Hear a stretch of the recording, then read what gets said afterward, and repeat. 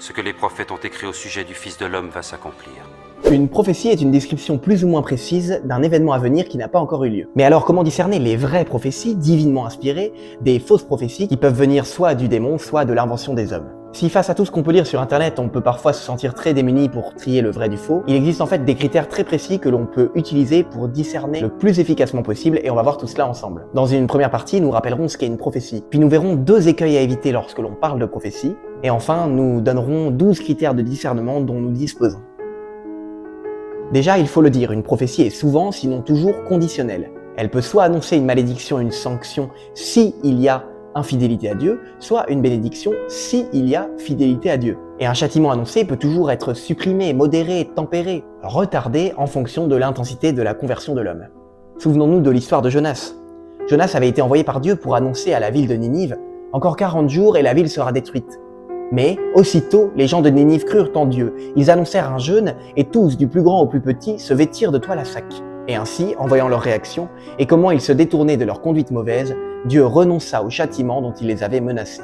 En fait, on remarque que Dieu agit toujours un peu de la même manière, que ce soit de façon générale pour le peuple élu et toute l'humanité, ou de façon plus particulière pour chaque croyant, le cheminement est toujours à peu près le même. On peut appeler ça la trame prophétique en 6 étapes. Au départ, l'homme vit en alliance avec Dieu et en paix. Puis, le péché vient l'éloigner de Dieu et le mettre en conflit jusqu'à sa destruction. Ensuite, l'avertissement prophétique fait irruption pour rappeler l'homme à Dieu. La 4e étape est la sanction divine, qui tombe sur l'homme s'il résiste à Dieu. 5e, l'homme revient à Dieu en se convertissant, ou se détourne de Dieu pour son malheur. Enfin, l'homme retrouve l'alliance avec Dieu et la paix, ou il se détruit. Stop! Je te coupe, là c'est du n'importe quoi. Tu nous racontes l'histoire d'un Dieu sadique qui punit. Ah, ça faisait longtemps qu'on t'avait pas vu, je me disais aussi qu'il y avait un problème. Allez, vas-y, je t'écoute. Ben non, j'ai rien à dire de plus, mais Dieu n'est pas comme ça, il n'envoie pas de punition, il n'est qu'amour. Alors je comprends ton objection, mais en réalité, c'est précisément parce que Dieu n'est qu'amour et miséricorde, c'est parce qu'il nous aime qu'il peut parfois nous sanctionner justement pour notre bien. Comme dit le Seigneur, moi tout ce que j'aime, je les corrige. C'est comme un bon père avec ses enfants. S'il les aime, il doit les sanctionner parfois s'ils font des choses dangereuses, graves pour eux, afin de tout faire pour qu'ils ne refassent plus jamais cela. Mais c'est à contre-cœur que Dieu utilise parfois les châtiments pour nous réveiller. Comme dit la bienheureuse Dina Bélanger, quand Dieu nous réprimande, il le fait avec le cœur, il souffre plus que nous. Ou encore Jésus à Marcel Vannes. Oh mon enfant, mon amour voudrait bien t'épargner la souffrance, mais par contre, ce même amour me force à te traiter comme je le fais. Oui, vraiment, la souffrance n'est pas un jeu de Dieu. Il est plein de joie lorsque nous sommes remplis de la paix et de la joie qui en résulte. Tout ce que Dieu veut, c'est que nous soyons heureux, libres et en bonne santé. Ok? Ok. Non, mais c'est important de ne pas avoir une fausse image de Dieu. Tout ce que fait Dieu, c'est bien par amour. Alors il existe 2 attitudes qui sont des écueils face aux prophéties.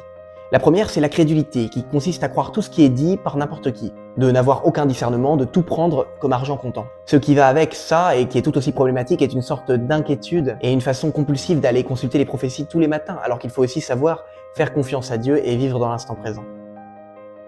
Tu as quelque chose à dire? Non, j'ai rien dit, vas-y. Ok, alors je continue. L'autre écueil, c'est un petit peu l'inverse. Comme souvent d'ailleurs, il y a 2 extrêmes et la vérité se situe plutôt dans un juste milieu. Donc l'autre extrême, c'est l'incrédulité. C'est de penser que les prophéties, ça n'existe pas vraiment, ou à la limite que ça a existé, mais dans l'Ancien Testament, et qu'aujourd'hui, il ne peut plus y en avoir. Et du coup, c'est une attitude qui, pour le coup, ne se préoccupe pas assez des messages que donne le ciel. Vit sa petite vie et a toujours un ultra-scepticisme envers tous les prophètes ou envers toute révélation privée. C'est le genre de personne qui aime bien rabâcher, de toute façon, on ne connaît ni le jour ni l'heure. Ah oui, mais là, c'est Jésus qui l'a dit, c'est totalement vrai. Oui, évidemment, c'est totalement vrai. Nul ne connaît ni le jour ni l'heure de la date de la fin du monde et du retour du Christ.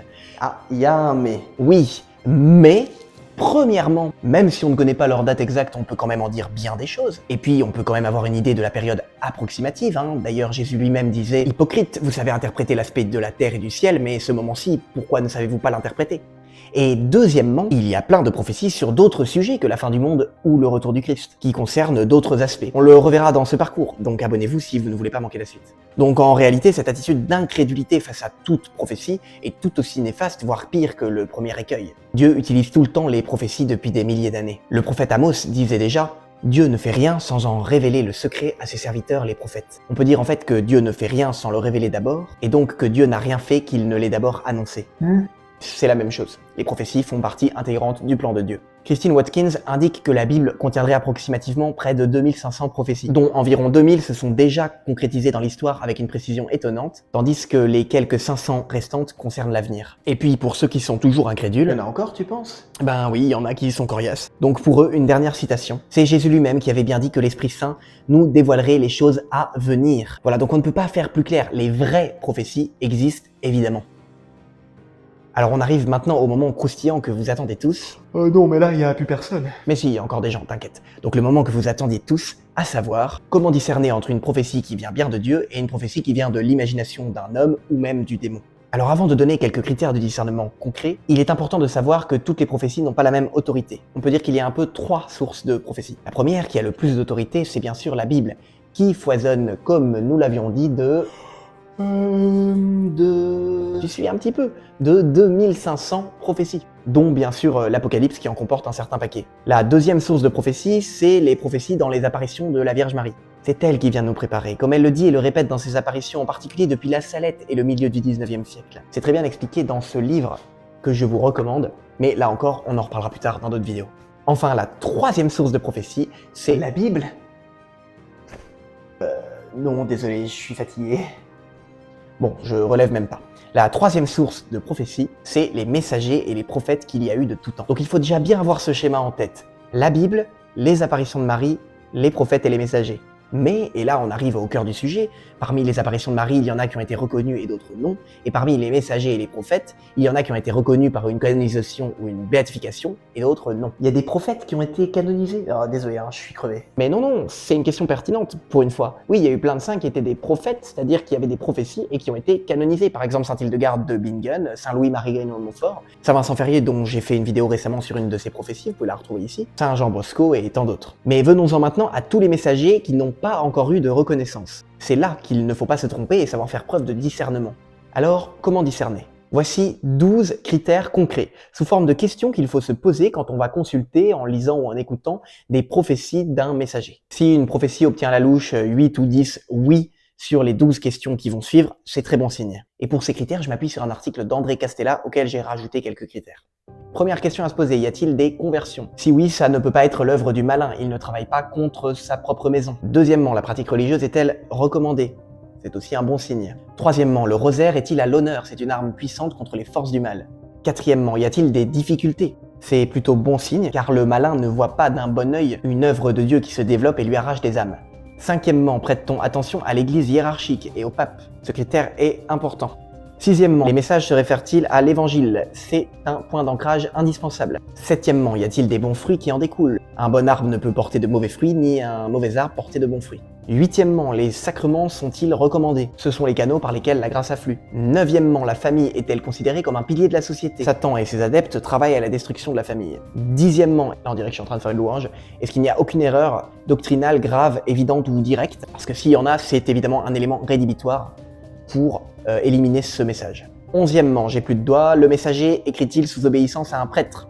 Et enfin, douzièmement, le messager s'en fiche-t-il d'être connu personnellement et essaye-t-il visiblement de ne pas se mettre en avant? Voilà des très bonnes questions à se poser pour discerner d'une révélation ou d'une prophétie qui n'a pas été approuvée par l'Église mais qui n'a pas non plus été condamnée. Car si ça a été vraiment condamné, il faut s'en tenir au jugement de l'Église. Et si un message obtient moins de 8 sur 12, il faut le condamner? Non, car nous ne sommes pas infaillibles et c'est parfois difficile de répondre à toutes ces questions. Parfois on ne sait pas. Et puis, en parlant mal d'une apparition ou d'une révélation, nous pourrions bien nous trouver en guerre contre Dieu si celle-ci vient bien du ciel. Oui, mais c'est quand même hyper important de dénoncer le mal. Oui, mais dans le domaine des apparitions et des révélations, la meilleure chose à faire est de soutenir ce qui nous semble vrai et de ne pas nous occuper du reste. Comme en toute chose, pour faire le bien, il faut utiliser toutes ses forces à le promouvoir. C'est le meilleur moyen de lutter contre le mal, annoncer plutôt la vérité. Ah oui, genre plutôt que de chasser les ténèbres, allume une lampe. Oui, voilà, certains passent leur temps à être dans la dénonciation, la condamnation des faux prophètes, des fausses apparitions. Mais d'une part, il faut qu'il soit bien sûr de ne pas se tromper, et puis surtout, il vaut mieux utiliser son temps, on a un temps limité, pour écouter et suivre les vraies apparitions. Laissons à l'Église le rôle de condamner les faux messages, et utilisons plutôt notre temps pour écouter les vraies prophéties avec un cœur ouvert. C'est la fin de cette vidéo, et dans 2 semaines, nous parlerons du déroulé possible des événements jusqu'à la fin du monde, en nous basant justement sur les prophéties les plus fiables. D'ici là, portez-vous bien, et que Dieu vous bénisse.